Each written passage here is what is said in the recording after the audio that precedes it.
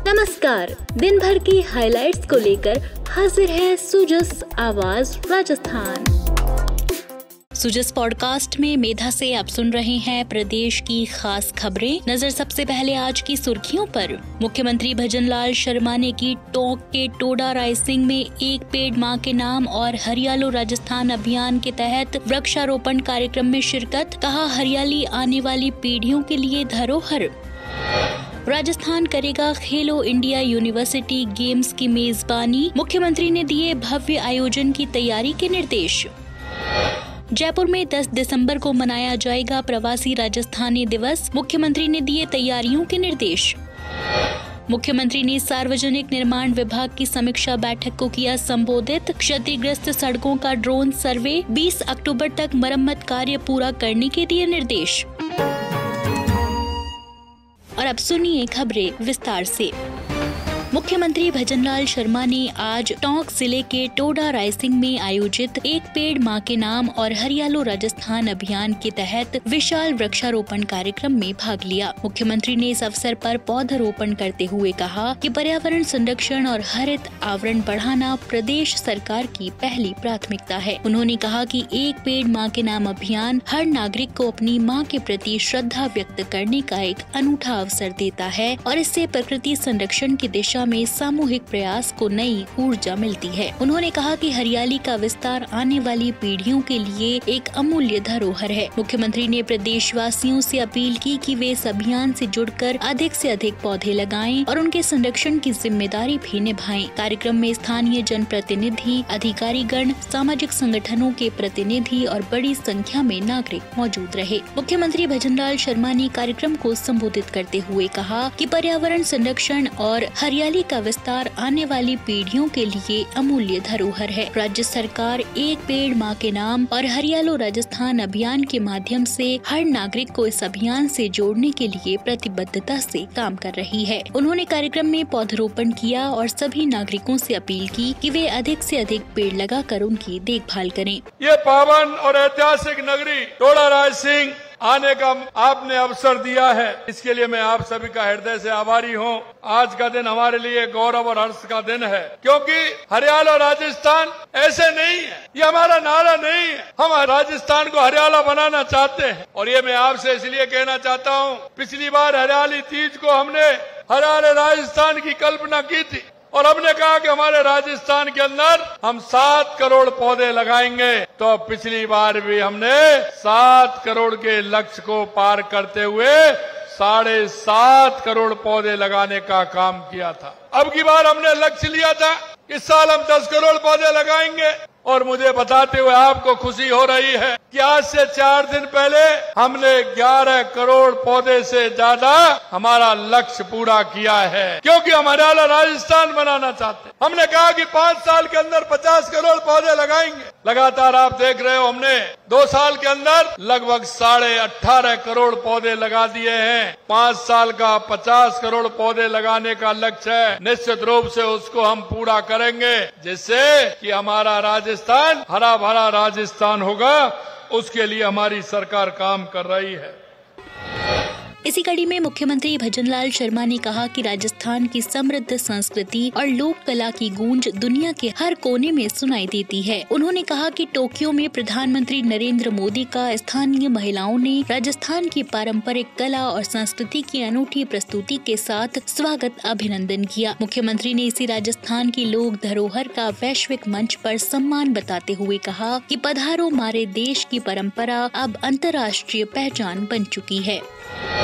मुख्यमंत्री भजनलाल शर्मा ने कहा कि राज्य सरकार प्रवासी राजस्थानियों की उपलब्धियों और उनके सामाजिक योगदान को सम्मानित करने के लिए आगामी 10 दिसंबर को जयपुर में प्रवासी राजस्थानी दिवस का भव्य आयोजन करेगी। उन्होंने अधिकारियों को निर्देश दिए कि इस कार्यक्रम की सभी तैयारियां समयबद्ध रूप से पूरी हों, ताकि आयोजन को सफल और ऐतिहासिक बनाया जा सके। मुख्यमंत्री ने कल मुख्यमंत्री कार्यालय में आयोजित समीक्षा बैठक की अध्यक्षता की। उन्होंने कहा कि प्रवासी राजस्थानियों ने देश और दुनिया में अपनी मेहनत और प्रतिभा से राजस्थान का गौरव बढ़ाया है। इस आयोजन के जरिए उन्हें विकसित राजस्थान 2047 की यात्रा का सहभागी बनने का अवसर मिलेगा। श्री शर्मा ने प्रवासी राजस्थानी दिवस के अंतर्गत राष्ट्रीय और अंतर्राष्ट्रीय अप्रवासी राजस्थानी कनेक्ट कार्यक्रम आयोजित करने के निर्देश दिए। राष्ट्रीय NRR कनेक्ट सितंबर से नवंबर माह के दौरान हैदराबाद, कोलकाता और सूरत में होंगे। अंतर्राष्ट्रीय NRR कनेक्ट अक्टूबर माह में संयुक्त अरब अमीरात, दुबई और आबू धाबी में आयोजित होंगे। मुख्यमंत्री ने अधिकारियों को बताया कि इस अवसर पर प्रवासी राजस्थानी सम्मान पुरस्कार भी प्रदान किए जाएंगे। इसके लिए आवेदन प्रक्रिया राजस्थान फाउंडेशन पोर्टल पर 13 अगस्त से शुरू हो चुकी है, जिसकी अंतिम तिथि 12 सितंबर है। उन्होंने उद्घाटन सत्र की तैयारियों को सर्वोच्च प्राथमिकता देने और पर्यटन,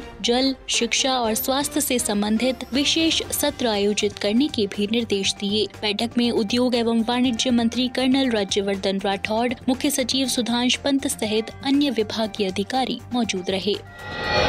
मुख्यमंत्री भजनलाल शर्मा ने कहा कि राजस्थान पहली बार खेलो इंडिया यूनिवर्सिटी गेम्स की मेजबानी करने जा रहा है। यह आयोजन प्रदेश की खेल प्रतिभाओं को राष्ट्रीय स्तर पर पहचान दिलाएगा और राजस्थान को खेल क्षेत्र में नई पहचान प्रदान करेगा। उन्होंने कहा कि आयोजन इतना भव्य और अनुकरणीय हो कि यह पूरे देश में मिसाल बने। मुख्यमंत्री ने मुख्यमंत्री कार्यालय में खेलो इंडिया यूनिवर्सिटी गेम्स की तैयारियों की समीक्षा बैठक को संबोधित किया। उन्होंने अधिकारियों को निर्देश दिए कि संभाग मुख्यालयों पर भी प्रतियोगिताएं आयोजित की जाएं, जिससे अधिक युवाओं और आमजन की सहभागिता सुनिश्चित हो। श्री शर्मा ने कहा कि आयोजन के व्यापक संदेश के लिए नवाचार अपनाए जाएं। इसके तहत मुख्य आयोजन से पहले मैराथन और स्कूल कॉलेज स्तर पर प्रतियोगिताएं आयोजित हों, ताकि पूरे प्रदेश में खेलों के प्रति उत्साह और जागरूकता का माहौल बने। साथ ही आयोजन की सह गतिविधियों को राजस्थान की समृद्ध संस्कृति से जोड़ा जाए। मुख्यमंत्री ने अधिकारियों को निर्देश दिए कि खिलाड़ियों और अतिथियों के लिए उत्कृष्ट आवास और आतिथ्य व्यवस्था की जाए। दर्शकों के लिए बेहतर बैठक व्यवस्था, खेलों के लिए आवश्यक संसाधन, स्थल पर स्वच्छता, सौंदर्यीकरण और अन्य मूलभूत सुविधाएं सुनिश्चित की जाएं। बैठक में युवा मामले और खेल मंत्री कर्नल राज्यवर्धन राठौड़ सहित संबंधित विभागों के वरिष्ठ अधिकारी उपस्थित रहे।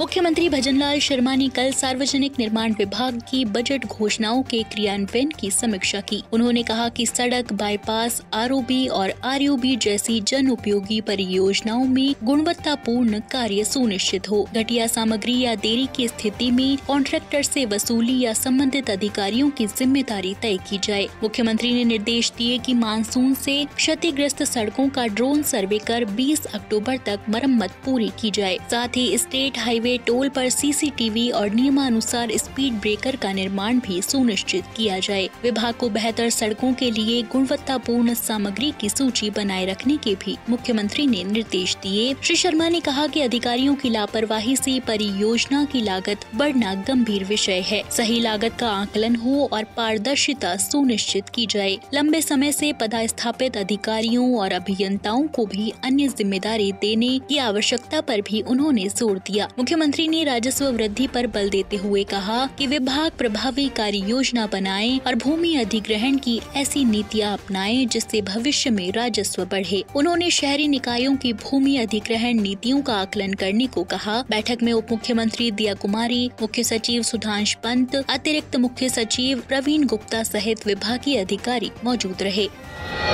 इसी कड़ी में मुख्यमंत्री भजनलाल शर्मा कल मोती डोंगरी गणेश मंदिर से गढ़ गणेश तक निकाली गई पारंपरिक शोभा यात्रा में सम्मिलित हुए। उन्होंने चित्र स्वरूप भगवान गणेश की पूजा अर्चना कर प्रदेश की सुख समृद्धि की कामना की। इससे पहले मुख्यमंत्री ने मोती डोंगरी गणेश मंदिर में दर्शन किए, जहां महंत कैलाश शर्मा ने उनका स्वागत किया। शोभा यात्रा में सांसद मंजू शर्मा सहित जनप्रतिनिधि और गणमान्य मौजूद रहे।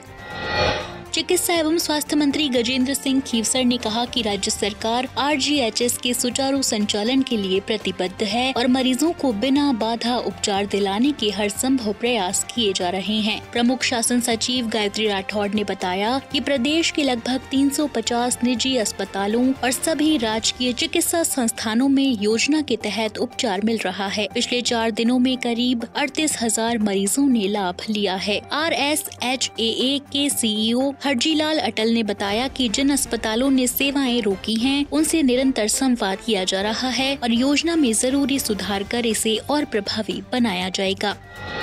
तो आज के सुजस पॉडकास्ट में इतना ही। मेधा को दीजिए इजाजत, कल फिर होगी आपसे मुलाकात। तब तक बने रहिए सुजस आवाज पॉडकास्ट के साथ। नमस्कार।